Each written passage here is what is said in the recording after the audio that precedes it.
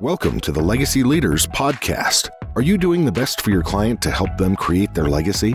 Are you creating a plan that goes far beyond finances to help people ensure that it becomes the driving force behind all decisions? On this podcast, hosts Katie Beth and Stan Miller will help you with growing your practice and your clients' peace of mind. Together, they bring the best and brightest minds to share with you how to help your clients develop their best legacy.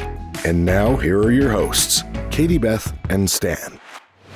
Welcome back to the Legacy Leaders Podcast. We're Stan Miller and Katie Beth, and today we are joined by CPA and certified tax coach and the owner of Small Business Advisors, Gary Helt. Gary, welcome. We are really excited to have you with us.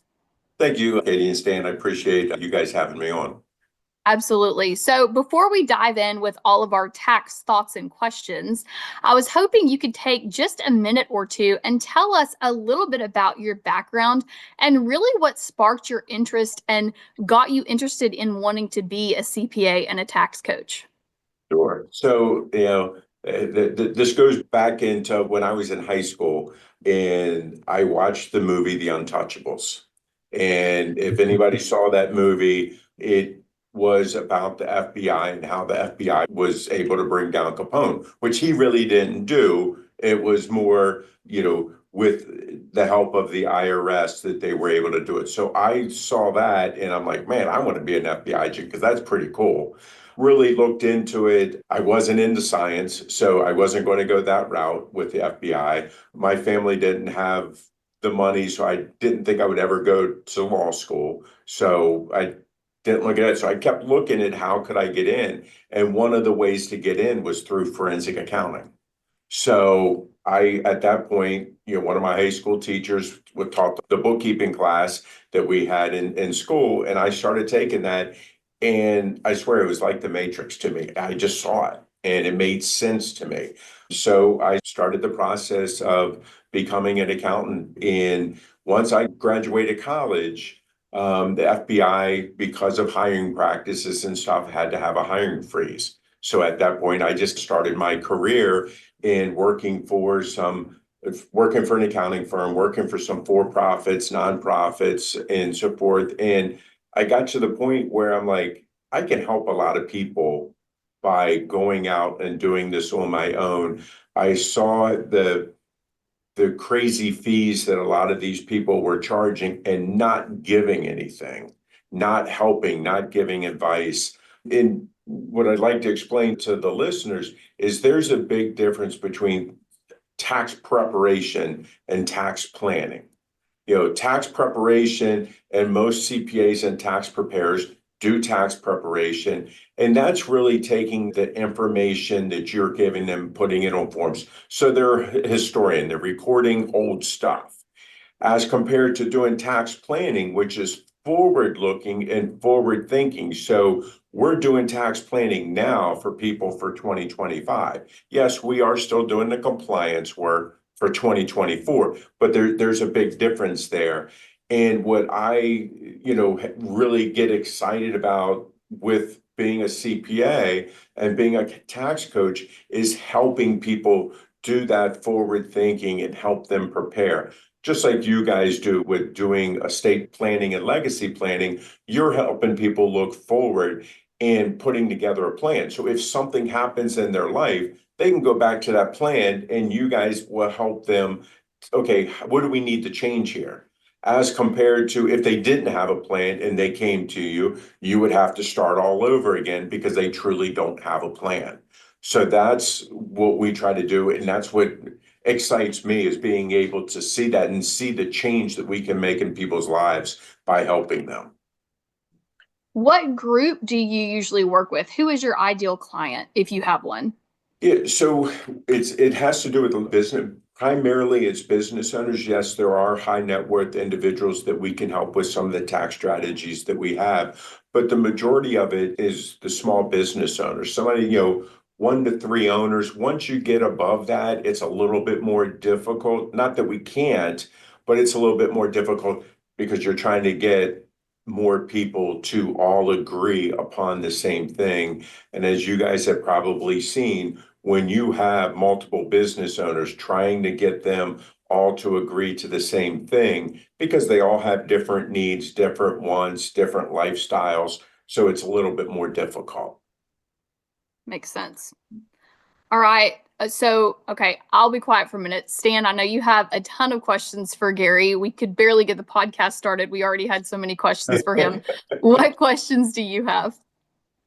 I am certain that just about everybody out there that works with CPAs and enrolled agents are frustrated by this whole notion that it seems like accountants drive by looking in the rearview mirror. By the time you actually sit down and think about what can I really do to make an impact on things, it's like, well, I've already overshot the runway because now we're preparing tax reporting documents for periods that have already expired, right? So let me just say that this idea of putting a periscope up and looking forward to think about how can we plan ahead, how can we alter the landscape so that we can produce a different result and get in front of it is an idea that is incredibly compelling and rare.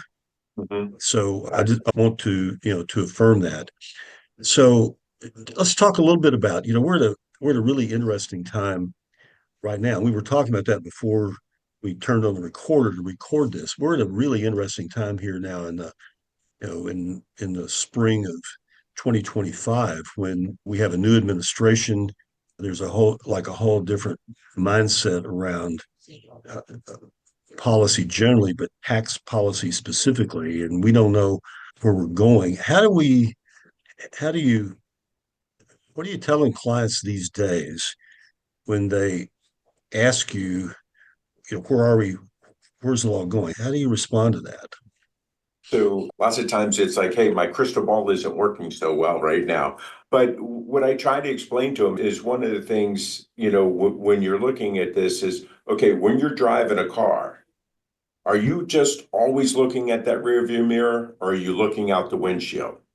To me, the windshield is a lot bigger. There's a lot more to see than looking in that rear view mirror. So what I want to do is work with you at looking through the windshield instead of the rear view mirror. Yes, we have to take care of everything that's back there.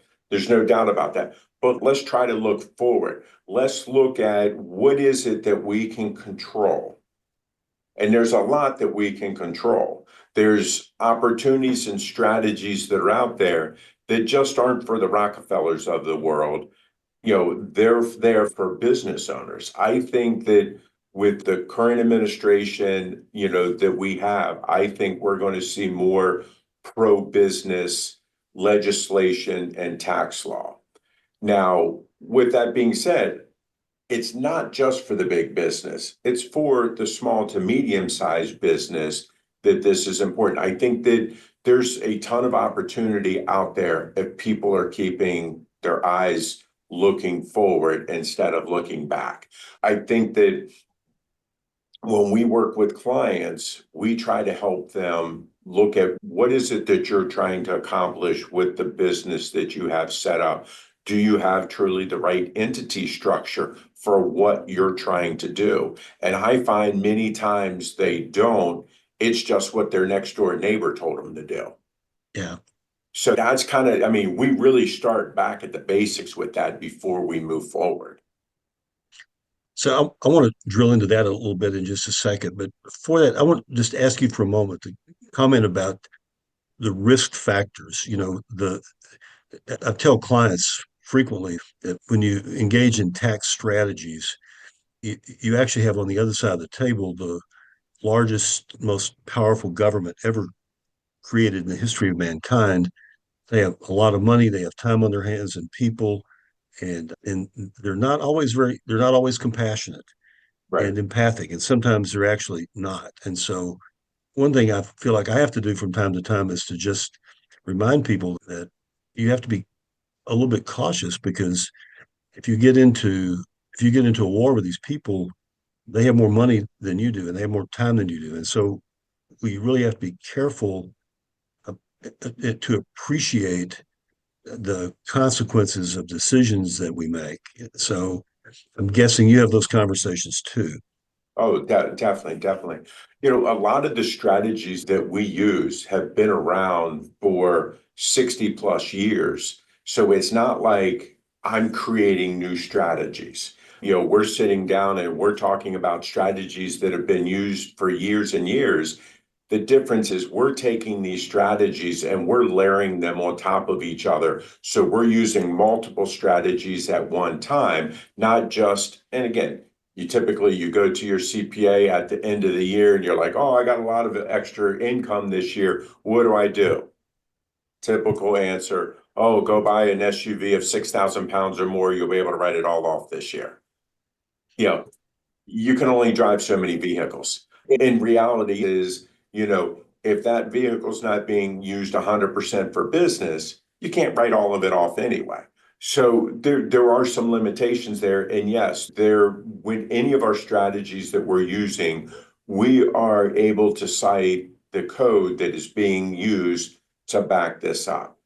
And I feel that any of the things the strategies that we're recommending, if we had to go to the mat with the IRS, we have plenty of case law that backs up any of the strategy, that we use. Now, can I guarantee you're not going to get audited? No. And if anybody says that they can, it's not true.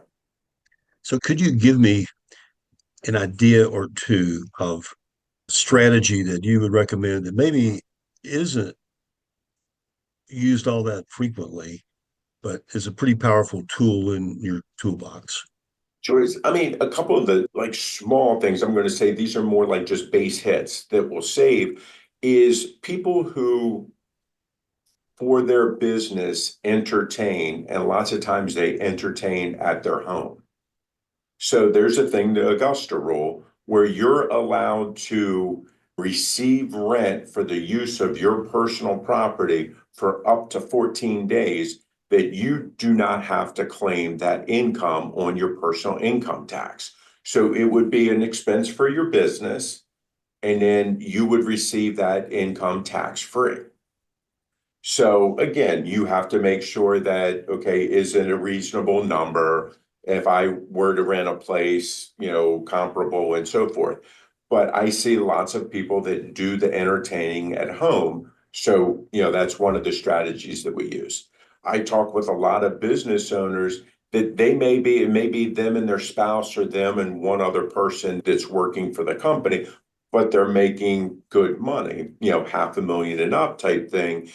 And I ask them about what they're doing from a retirement plan standpoint.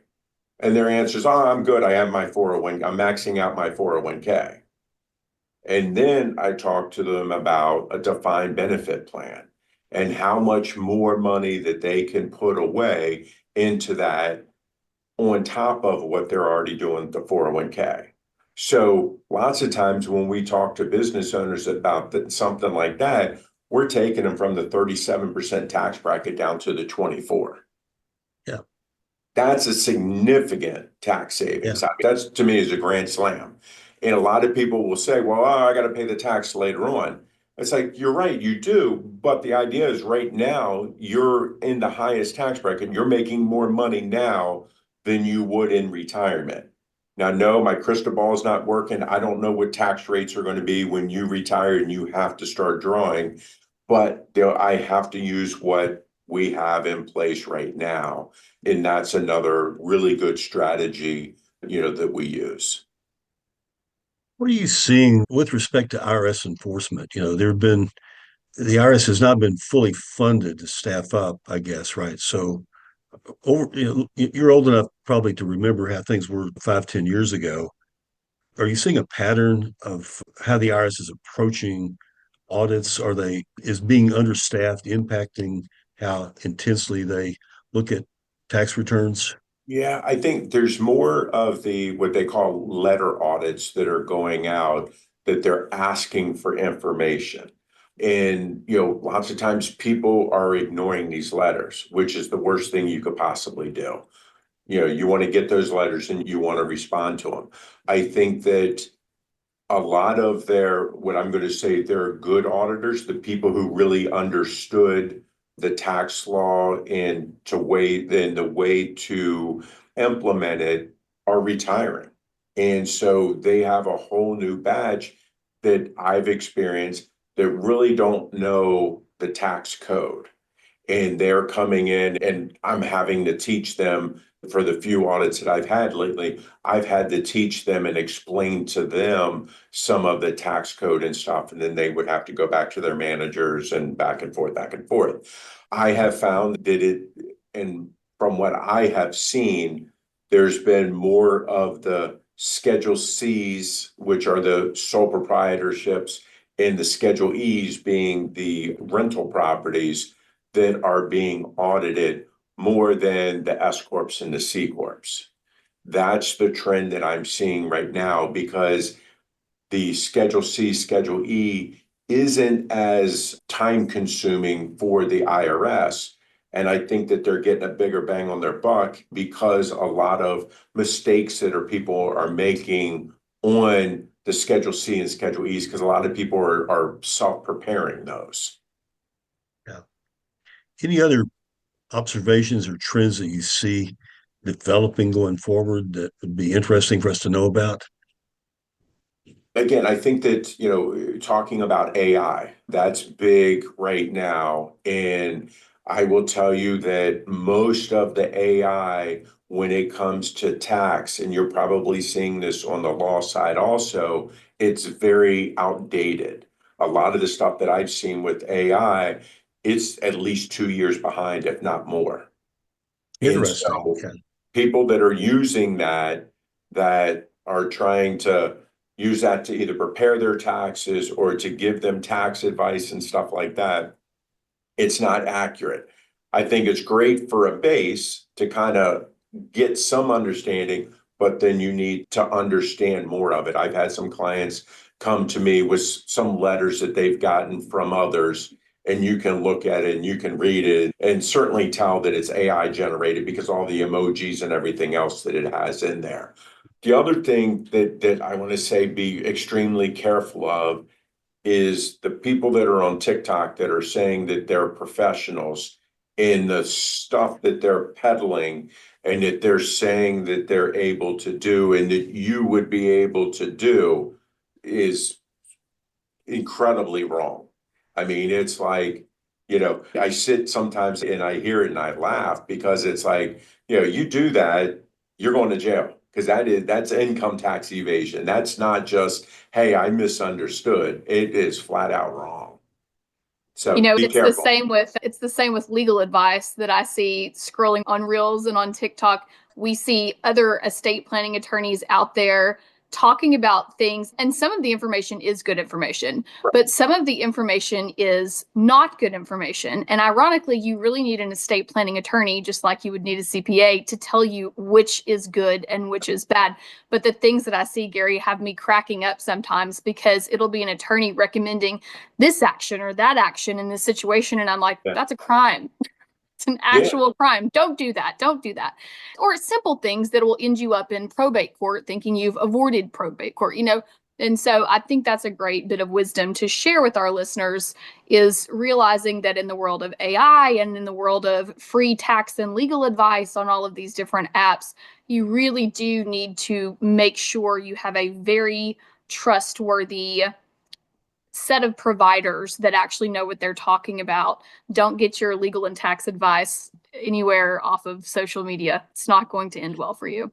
Think about it. It's like, what's the old adage? You pay for what you get. If you're getting it for free, do you really think that you can, now, yes, if you investigate it and you investigate through, the internet and stuff like that. And I've even seen where I've done some research, and even the things that are, I'm going to say, in writing are not accurate either. I think with some of it, just like you're saying, it's, maybe 10% of it is correct, but the other 90% is so incredibly wrong. And again, they're selling something on the back end. You just haven't gone far enough to get to the piece that they're selling. And it could be that it's because of the followers that they have that they're being compensated and stuff like that. But yeah, there's a lot of bad information out there. Right. So, Which Gary, I has know. been true of the internet for a long time. Now it's just more readily available. Correct. So, Gary, I know you're in Maryland, but as I understand it, you work all around the United States of America. Is that right? Correct. Correct. I was lucky when I first started my practice back in 2000, I had a lot of people that were military and State Department. And as you know, they're very transient. So that helped spread. And then just the network that I'm part of with the tax coaching is also across the US. So that's really helped, us be able to expand our reach. And so anybody in the country can reach out to you and create a relationship and you can be useful to them. Good to Correct. know. Correct. Excellent. And Great. and I'll tell you too, Stan, we have clients that we help put together tax plans for them. And for whatever reason, they still will use the CPA that they've been using for years. Sometimes it's, their dad's CPA or their brother-in-law or whoever, but we're able to help them put together the tax plan. Because again, not all CPAs are tax planning CPAs.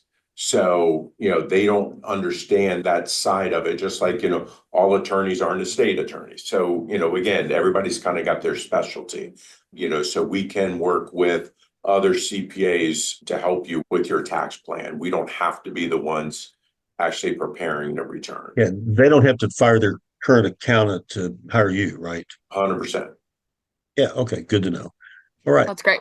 Before we run out of time, Gary, I was hoping you could take just a minute because you are also the host of your own podcast, the Grow Your Business and Grow Your Wealth podcast. Great name, very descriptive. Thank you. So tell us a little bit about the podcast and what our listeners could expect from that.